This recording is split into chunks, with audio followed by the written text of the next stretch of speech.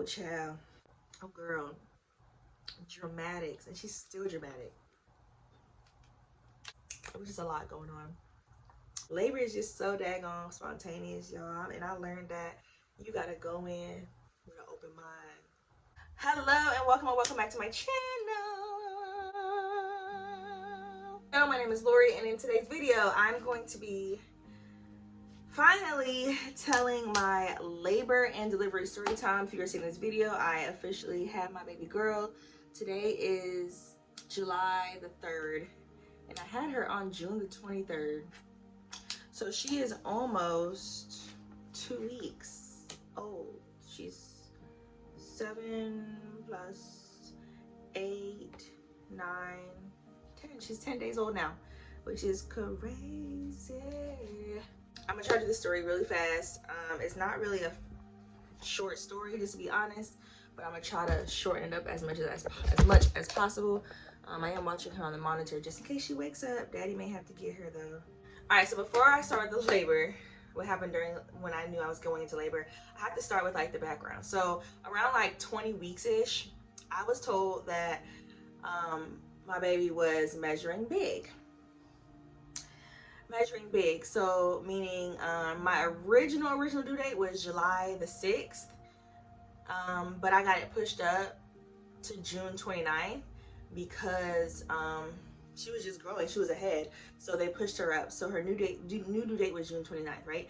Okay, so found that out. All throughout my pregnancy, she was measuring big. Okay, around 35 weeks, I got another growth scan. When I went to that growth scan, I found out that she was measuring 2 weeks ahead. So they didn't change my due date, but she was still considered big. No, so after my 35-week ultrasound, I had the appointment, and apparently if she was like growing at the rate that she would have been, at the same rate, she would have been like, according to the ultrasound tech, she would have been around 10 and a half pounds by the time her due date June 29th came. So my doctors were just saying like, we don't want you pushing out a 10-pound baby. This is your first baby. We don't want no complications with like shoulder dystocia or just her getting stuck and then you having to get rushed to a C-section and we may have to induce you. So pretty much they were just saying all the things that I did not want. I did not want to get induced, and I did not want a C-section, right? So yeah, so that was happening, and so just pretty much they were just saying that she was measuring big, right? All right, so now we're fast forward, and now it's like 37 weeks, right? So 37 weeks is considered full term, I guess you can, yeah. But I heard it's like different in different places. I feel like my camera's crooked. Hold on. Was that crooked? Okay, maybe not.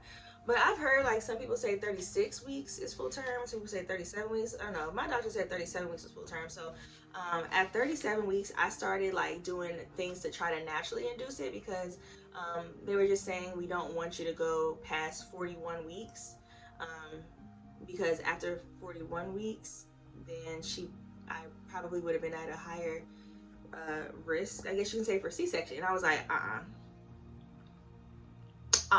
we're not doing C-section. So I started naturally inducing labor. So I was doing this 6 days a day. I worked up until 37 weeks. I'm a teacher. I think I've said that a million times before, but I worked up until 37 weeks. So I was active, getting my walks in. I did pelvic floor exercises every single day to try to like push her down in the pelvis. Ooh, shake the bed. To try to push her down or like get her engaged in my pelvis, because she was not engaged in my pelvis yet at 37 weeks. And then I was doing red raspberry leaf tea, which we're gonna talk about in a second, because I already know this. I don't know, but I'm pretty sure this is a factor of what happened during my labor. So yeah, I was doing all the things that people were saying, eating the pineapples. What else was I doing? I did everything except castor oil. Do not do castor oil, it's not good. But I did not do castor oil, but I was literally trying everything. I did the okra water, but that's not to help your uterus. That's more so like to help the baby slip out. So yeah, I was doing all that. 37 weeks comes, or 37 weeks there is that's actually when I started. 38 weeks rolls around, and I have an appointment with my doctor, and then I had to have another appointment with my OB with an OB who wasn't my, like, I saw her, but she wasn't my regular doctor, and I had to have a meeting with her just to talk about my options for labor, right? So here's where things start. So at 38 weeks, I went to the OB and I talked to her pretty much about my options. Now, one thing that I love about this OB, Dr. Hawkins is her name, she pretty much said that I was not favorable for an induction or a C-section. Like, I didn't cross off any boxes that would make me be a good candidate for induction or C-section. So if you don't know, a lot of the times doctors will say you have a big baby, and this is kind of crooked. I apologize, guys, because I've been crooked this whole time. But yeah, a lot of times doctors will say you have a big baby and they will try to push you into C-section. Do not let them do that unless you have like a special, like a certain circumstance where you have to have a scheduled C-section or a scheduled induction. Having a big baby is not a reason for you to have a C-section. Okay, so yeah, but so luckily my doctor pretty much told me, like, she was like, the only thing is they're saying that your baby is big and the ultrasound can be off by 1 or 2 pounds. We'll get there. The ultrasound can be off by 1 or 2 pounds, or it can be correct. So, and I had anterior placenta. It's a little harder to, I guess, measure the baby with that. So my doctor did not schedule me for a C-section because that was my fear. I was like, I'm about to go to this appointment and they're going to schedule me for an induction. I'm already 38 weeks. They're going to schedule me at 39 because they don't schedule before 39 weeks. You have to be at least 39 weeks for them to schedule a C-section or an induction or both, whatever. So yeah, I'm thinking like I'm 38 weeks. I'm about to be 39 weeks. Like literally, I think the next day, no. Oh wait, no, I was 38 weeks. No, I was actually 39. I was 39 on the dot. The day that I had the appointment when she was talking about my options. So I was 39 weeks on the dot, like literally that day. Cause my weeks was every Tuesday. Why am I forgetting?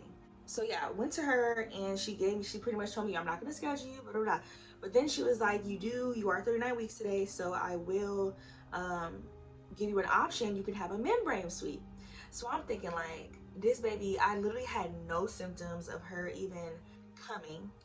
I didn't lose my mucus plug.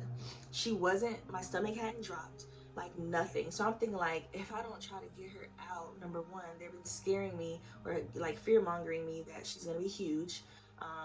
They've been saying I might have C-section, I might have emergency C-section. If I can always do a trial labor, and I might still have to have a C-section. So this is a lot of fear mongering in the medical field.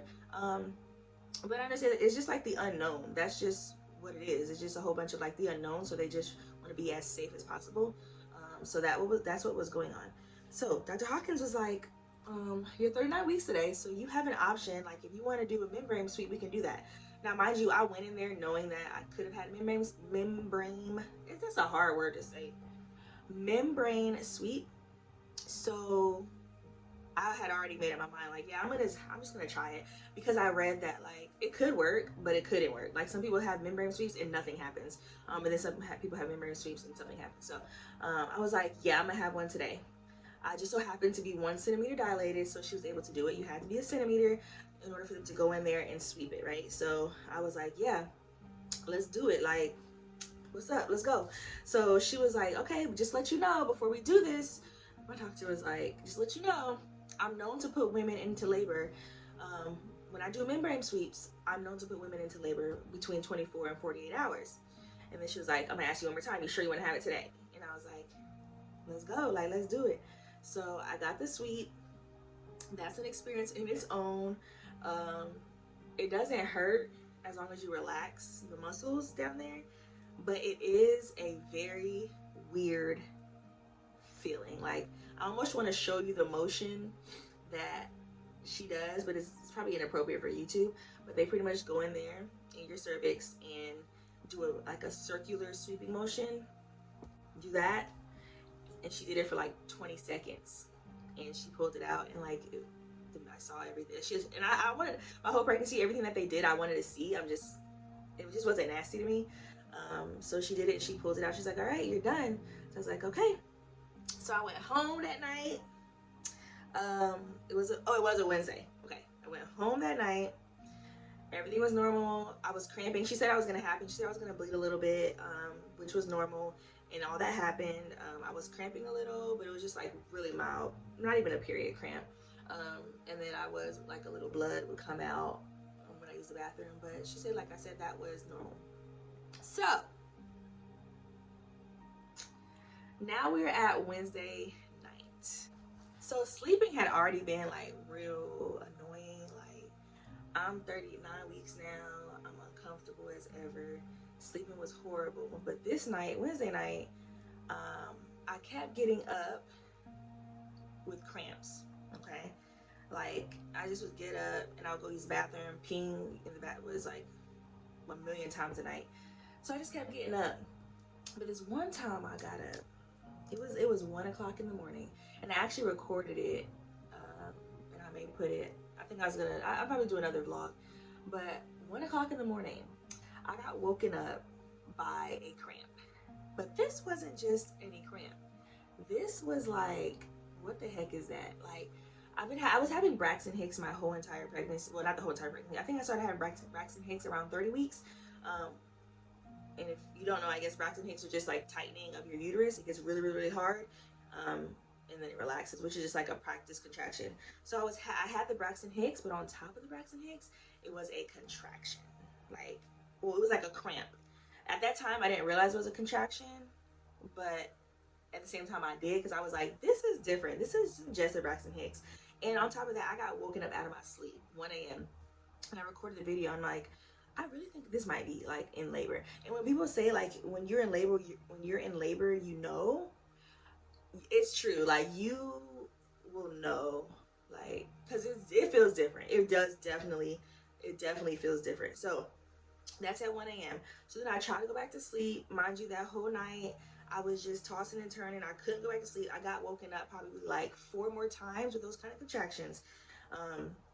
Just couldn't sleep. I couldn't get like sound sleep. So 5 o'clock rolls around. 5 o'clock in the morning rolls around, and I get woken up by this contraction. Same feeling, just like Braxton Hicks tightening, but then like the cramp. And mine was in the lower abdomen at this point. The cramping was happening in the lower abdomen. Got woken up, and then all of a sudden I feel like, literally, that's what, and it's like down there, you just feel like. So I got up really. I mean, what the heck is that? And as soon as I got up, y'all, I got up out of bed, and shit was just